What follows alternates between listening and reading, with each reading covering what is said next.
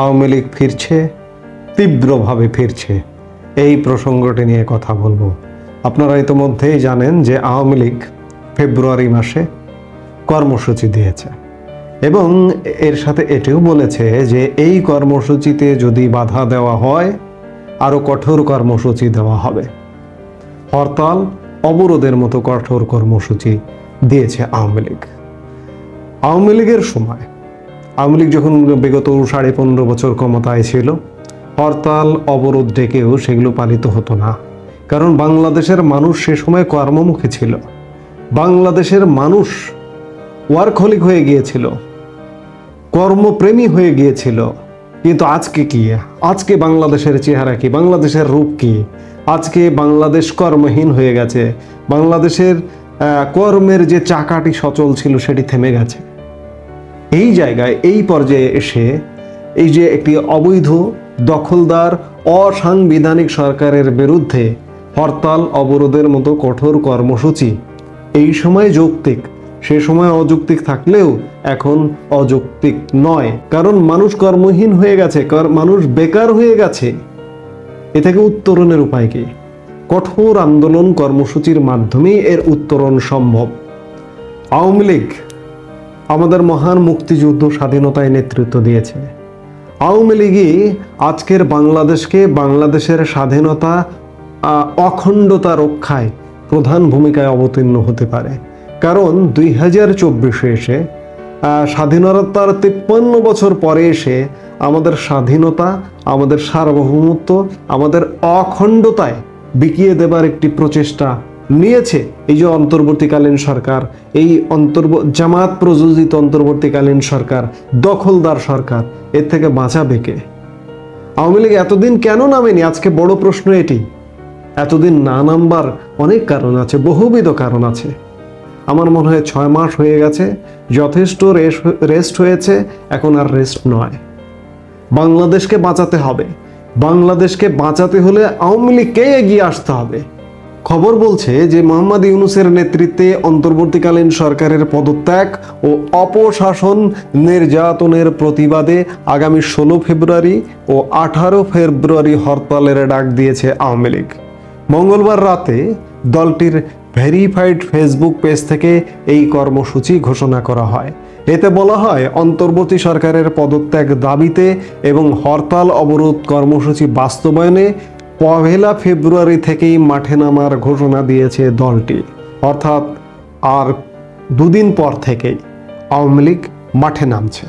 ঘোষিত কর্মসূচি অনুযায়ী আগামী 1 ফেব্রুয়ারি শনিবার থেকে 5 ফেব্রুয়ারি বুধবার পর্যন্ত দাবির লিফলেট বা প্রচারপত্র বিলি করবে দলটি। 6 ফেব্রুয়ারি বৃহস্পতিবার দেশে প্রতিবাদ মিছিল ও সমাবেশ অনুষ্ঠিত হবে।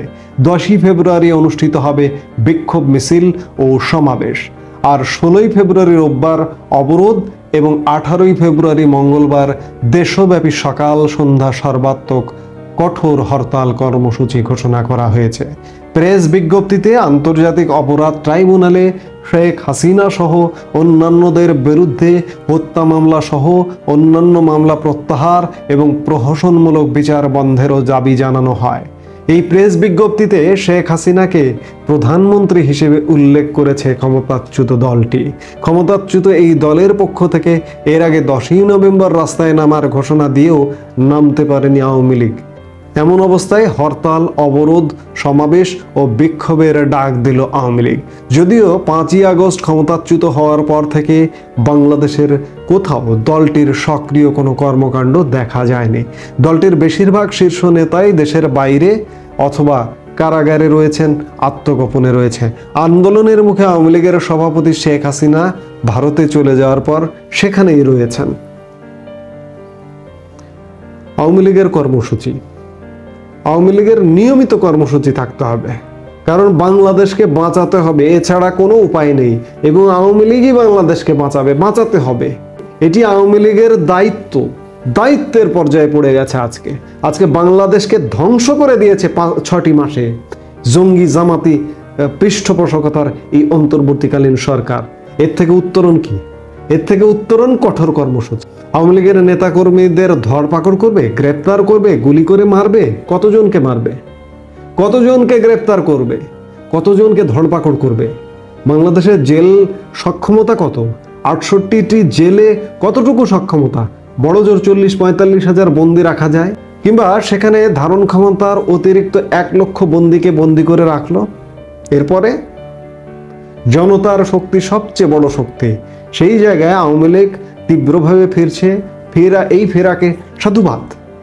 আওয়ামী লীগ কর্মসূচি ঘোষণা করেছে এবং এখন থেকে নিয়মিত কর্মসূচি দেওয়া উচিত, কারণ এই দখলদার সরকারকে বাংলাদেশের জনগণ আর কোনোভাবে মেনে নিতে পারছে না।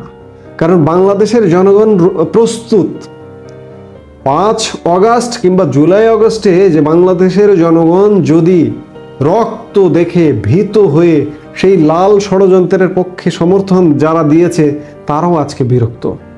তারা আওয়ামী লীগের কর্মসূচিতে সামিল হবে দেশ বাঁচাতে, দেশের অখণ্ডতা, স্বাধীনতা, সার্বভৌমত্ব রক্ষা করতে। কাজে এখন থেকে আওয়ামী লীগ নিয়মিত কর্মসূচি দেবে, সেটি দেশের মানুষ প্রত্যাশা করে। এই মুহূর্তে এ পর্যন্তই। সবাই ভালো থাকুন, সুস্থ থাকুন।